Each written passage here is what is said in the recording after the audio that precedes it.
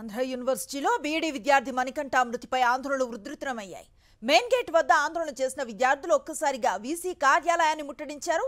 VC ఛాంబర్లోకి వందలాది మంది విద్యార్థులు చొచ్చుకు వెళ్లారు. వీసీ కదలనివ్వలేదు విద్యార్థులు. రాష్ట్ర ప్రభుత్వానికి అధికారులకు వ్యతిరేకంగా నినాదాలు చేశారు. విద్యార్థుల నుంచి తీవ్ర స్థాయిలో నిరసన వ్యక్తం కావడంతో పోలీసులను అడ్డుపెట్టుకుని బయటకు వెళ్లిపోయారు వైస్ ఛాన్సలర్.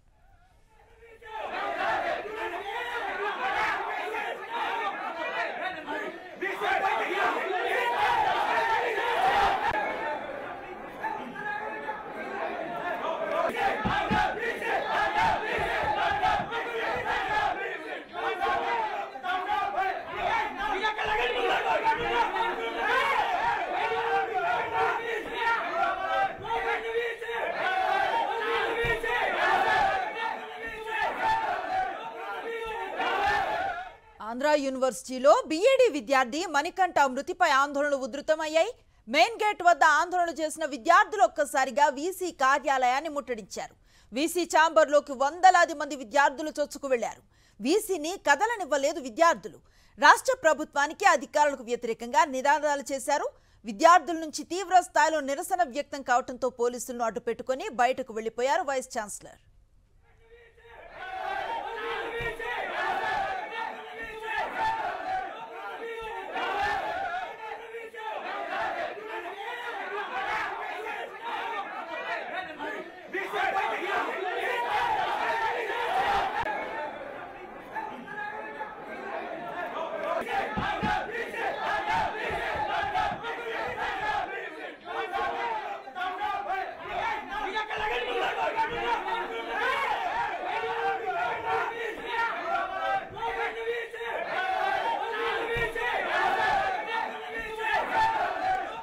ఆంధ్ర యూనివర్సిటీలో నెలకొన్న ఉద్రిక్తతలకు సంబంధించి పూర్తి సమాచారం మా కరెస్పాండెంట్ అనిల్ అందిస్తారు.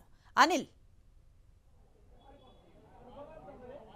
ఏయూలో విద్యార్థుల ఆందోళన ఉధృతమైంది. పెద్ద ఎత్తున వందలాది మంది విద్యార్థులు ఏయూ వీసీ ఛాంబర్లోకి ప్రవేశించి వీసీని చుట్టుముట్టారు. వీసీపై ప్రశ్నలు సంధించారు.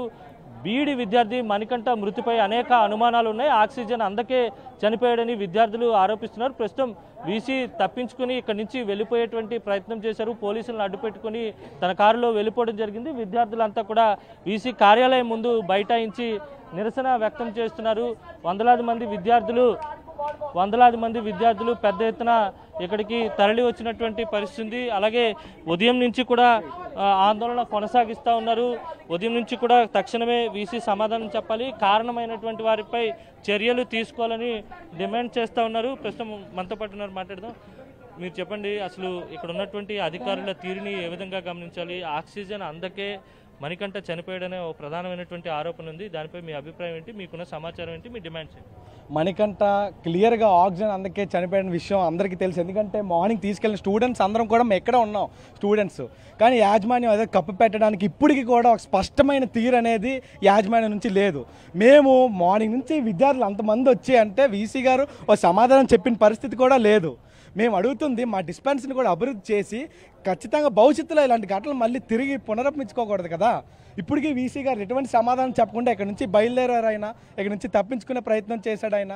దీన్ని ఖచ్చితంగా మేము విద్యార్థులు అందరం తీవ్రంగా ఖండిస్తున్నాం. ఖచ్చితంగా వీసీ తక్షణమే వచ్చి మళ్ళీ మా అందరికీ ఎందుకు ఈ పరిస్థితి ఎందుకు ఇలా వచ్చిందని సమాధానం చెప్పి, లేకపోతే ఆయన రాజీనామా చేసి ఖచ్చితంగా డిస్పెన్సరీని ఖచ్చితంగా ఇప్పటికిప్పుడే ఖచ్చితంగా వెంటనే అభివృద్ధి చేయాలి, దాన్ని 24/7 రన్ చేయాలని మేము స్టూడెంట్స్ అందరం కలిపి డిమాండ్ చేస్తున్నాం. వాస్తవానికి మీ దగ్గర ఉన్నటువంటి డిస్పెన్సరీ సాయంత్రం 6 గంటలకి మూతపడేటువంటి పరిస్థితి ఉంటుంది. ఎవరు కూడా ఉండరు, మెరుగైన వైద్య సేవలు అందవు.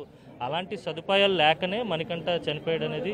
ఆక్సిజన్ డిస్పెన్సరీలో కూడా లేదు, అంబులెన్స్లో కూడా లేదు, అందుకే చనిపోయాడు. వాస్తవం అదే. మా డిస్పెన్సరీ మొన్నటి వరకు అయితే అక్కడ డాక్టర్ కూడా తిన్నంగా ఉండేవాడు కాదు. అనేక దఫాల్లో మేము విద్యార్థులుగా వీసీ గారికి అనేక రిప్రజెంటేషన్లు ఇస్తే ఏదో పేరుకో డాక్టర్ని అక్కడ పెట్టారు. ఆయన కూడా ఎంతమంది ఎటువంటి సమస్యకి వెళ్ళినా ఒకటే ట్యాబ్లెట్ రాస్తాడు ఆయన.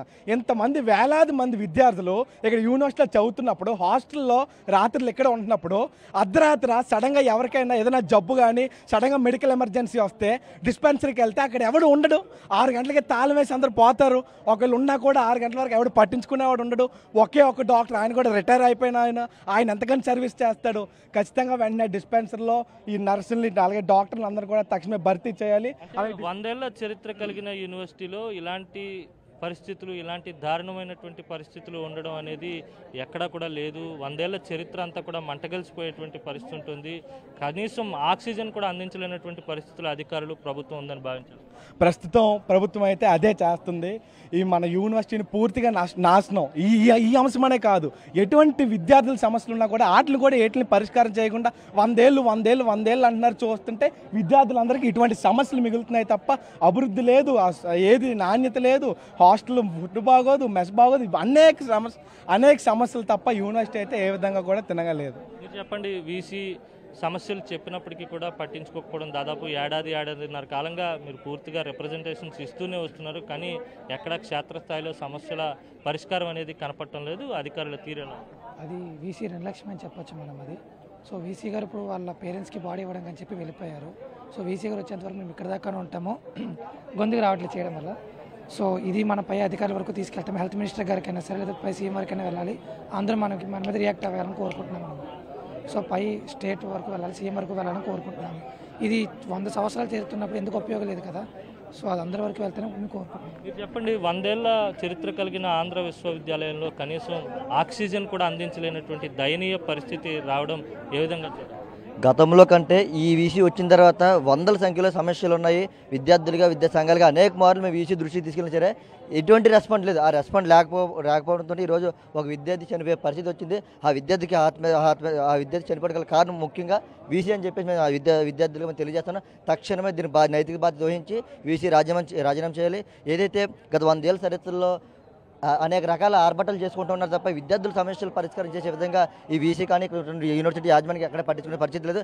తక్షణమే విద్యాశాఖ మంత్రి నారా లోకేష్ గారు, ముఖ్యమంత్రి చంద్రబాబు నాయుడు గారు, ముఖ్యంగా గవర్నర్ గారు స్పందించి వీసీని రిజైన్ చేసే విధంగా ప్రయత్నాలు చేయాలని చెప్పేసి మేము విద్యార్థులు డిమాండ్ చేస్తున్నాం. వీసీ రిజైన్ చేయకపోతే భారీ ఎత్తున ఆర్థిక కార్యక్రమం శ్రీకారం చుడతాం. ఇది మొత్తం మీద తక్షణమే నైతిక బాధ్యత వహించి వీసీ రాజీనామా చేయాలి. ఈ ఘటనపై విద్యాశాఖ మంత్రి లోకేష్తో పాటు ముఖ్యమంత్రి చంద్రబాబు, ముఖ్యంగా ఛాన్సలర్గా ఉన్నటువంటి గవర్నర్ కూడా స్పందించి వీసీ రాజీనామా చేసే విధంగా చర్యలు తీసుకోవాలని విద్యార్థులు పెద్ద ఎత్తున డిమాండ్ చేస్తూ ఉన్నారు. Over to studio. Thank you Anil.